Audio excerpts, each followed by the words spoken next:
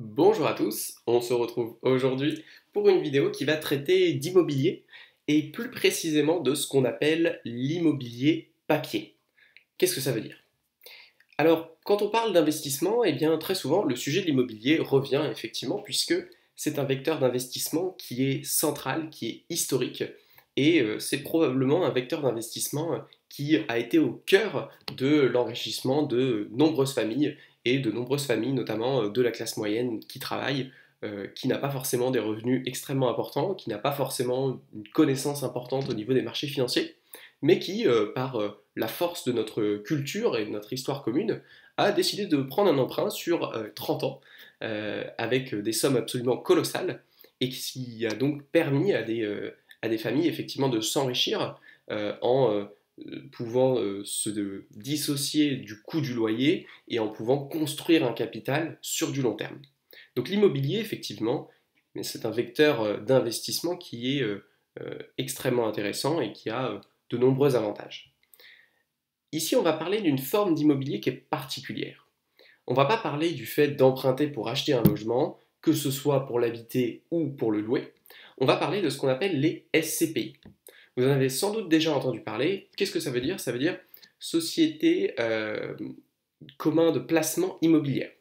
Alors concrètement, c'est une forme de société qui a pour rôle d'accumuler du capital de la part des investisseurs, vous, c'est-à-dire que vous allez arriver, vous allez donner votre billet à la SCPI, et la SCPI, elle va rassembler l'argent de tous les investisseurs. Avec ça, qu'est-ce qu'elle va faire?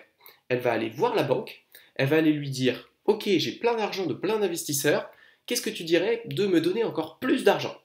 Donc elle va avoir beaucoup d'argent, beaucoup plus d'argent, et donc la SCPI va se retrouver avec une montagne de cash. Et avec cette montagne de cash, elle va pouvoir acheter des locaux, des appartements, que ce soit des locaux de bureaux, que ce soit des appartements résidentiels, etc. Elle va acheter de manière générale de l'immobilier. Et avec cet immobilier, elle va gérer toute la partie administrative, toute la partie gestion qui est liée à l'immobilier. Effectivement, quand on compare les vecteurs d'investissement, il y a une différence fondamentale entre l'investissement boursier et l'investissement immobilier, c'est le travail qui est lié à cet investissement.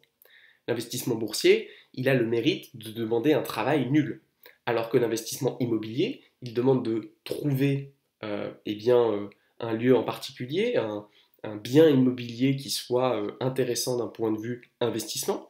Il demande potentiellement de faire des travaux de rénovation. Il demande en tout cas de faire des travaux de maintenance. Il demande de gérer notamment la vacance locative, tout ce qui est effectivement la mise à disposition du bien. Donc il y a beaucoup de travail qui est lié à l'exploitation de l'actif immobilier. Et donc la SCPI, elle va prendre en charge toute cette activité. Et ensuite, qu'est-ce qu'elle va faire? Bah forcément, elle va collecter les loyers. Donc elle va avoir, encore une fois, une source de cash extrêmement importante. Et ensuite, elle va redistribuer une partie de cette source de cash à ses actionnaires qui, en tout premier lieu, lui ont prêté de l'argent. Donc c'est aussi simple que ça, une SCPI. Concrètement, c'est un investissement dans une société dont le business est de faire de l'immobilier. Et donc c'est pour ça qu'on parle d'immobilier papier. On parle d'immobilier papier parce que, effectivement, ce qui rapporte de l'argent, c'est de l'immobilier, et on parle de papier dans le sens où c'est un petit peu comme une action que vous avez en papier ou en digital, c'est-à-dire que c'est pas vous qui gérez, vous avez juste un titre de propriété, vous récupérez une partie des loyers, vous êtes content. Bon, une fois qu'on a dit ça, ça paraît génial. Ça paraît génial parce que c'est un des désavantages majeurs de l'immobilier, c'est le travail qu'on doit apporter pour exploiter l'investissement immobilier. Bon, bien entendu, il n'y a pas de miracle, comme partout. Et vous l'aurez sans doute deviné, le loup, il se situe dans l'intermédiaire. Le travail que vous ne faites pas pour exploiter votre bien immobilier, eh ben, c'est bien quelqu'un d'autre qui le fait. Donc déjà, ces personnes-là, il faut les payer. Il faut payer les personnes qui vont gérer effectivement la vacance locative. Il faut payer les personnes qui vont faire les travaux. Il faut payer les personnes qui vont trouver les personnes pour faire les travaux. Et c'est bien là d'ailleurs le coût principal. C'est vraiment cet intermédiaire, c'est-à-dire cette SCPI, qui va pas non plus travailler gratuitement. Elle va récupérer forcément une partie de l'argent que vous avez déposé et que vous allez potentiellement générer par les loyers. Donc ça, c'est clairement le gros problème des SCPI, ce sont les frais. Si les SCPI étaient dénués de frais et que les personnes travaillaient bénévolement pour créer la SCPI, bon, ça serait probablement le meilleur investissement du monde. Le fait est que ça ne l'est pas. Donc là encore une fois, il y a clairement un conflit d'intérêts important entre l'investisseur qui a envie de maximiser ses revenus et sa rentabilité et les intérêts de la SCPI qui, elle, a envie de maximiser ses revenus à elle. Sauf que ces revenus à elle, eh bien, ce sont des revenus en moins pour l'investisseur. C'est un jeu à somme nulle. Dès lors que l'investisseur gagne, la SCPI perd. Dès lors que la SCPI gagne, l'investisseur perd. Donc c'est là qu'on voit qu'il y a clairement une limite sur ce type d'investissement.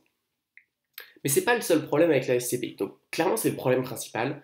Concrètement, en termes de chiffres, ça veut dire quoi? Ça veut dire que vous avez des frais d'entrée qui sont très importants, qui peuvent aller de 5 à 15%, ce qui est juste colossal. Vous avez des frais de garde qui sont des frais finalement pour garder votre ligne tout simplement, qui sont beaucoup plus importants, qui peuvent aller de 2 à 4, 5% par an, alors que typiquement si vous avez un ETF sur un PEA, c'est 10, 20 fois moins par an. Donc c'est immense sur le long terme. Et vous avez aussi des frais de retrait, là encore une fois. Quand vous sortez de la SCPI, quand vous voulez revendre vos parts, eh bien la SCPI vous les rachète, elle est bien gentille, mais elle vous prend un petit 10% au passage. Donc les frais c'est un gros problème, mais pour moi il y a un autre problème qui est fondamental.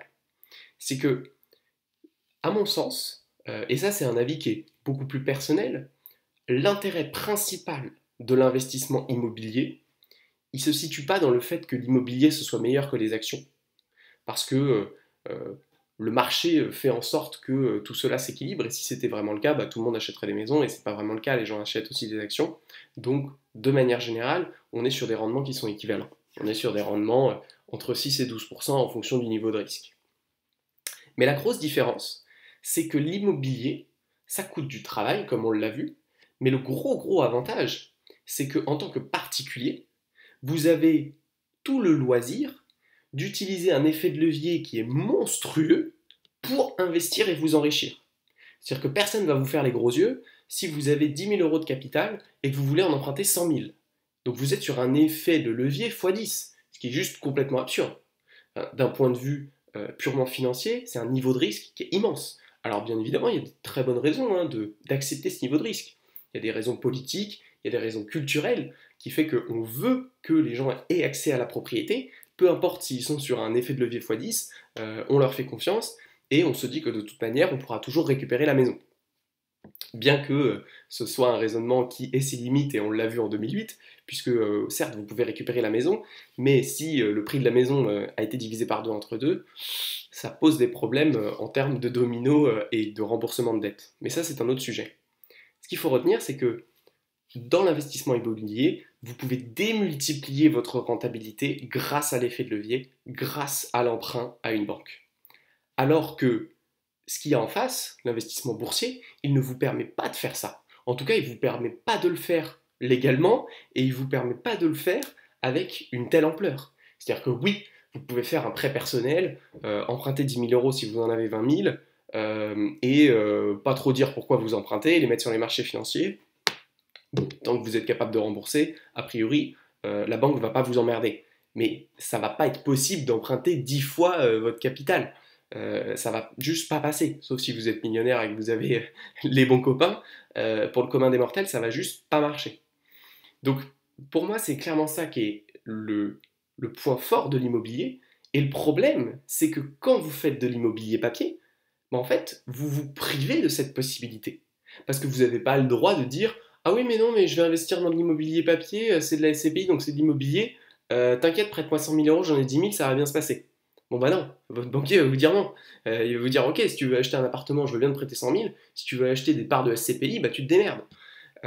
Et donc concrètement, qu'est-ce qui va se passer? C'est que c'est la SCPI qui, elle, va aller voir le banquier, qui, elle, va démultiplier son niveau de cash, et c'est elle qui va démultiplier sa propre rentabilité et non pas la vôtre.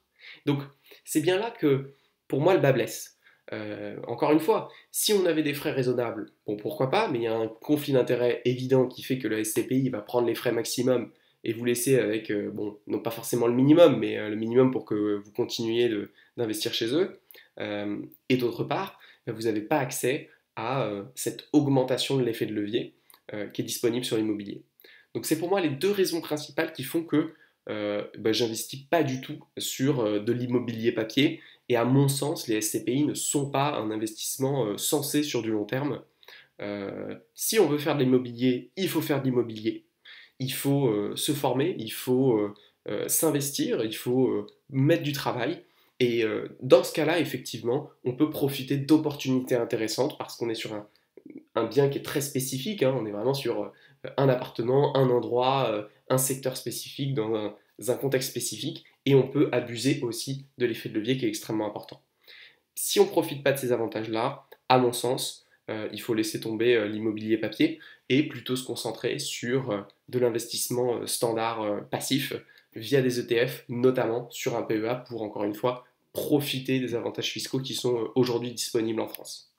Si vous avez apprécié la vidéo, n'hésitez pas à vous abonner et puis je vous dis ciao pour la prochaine.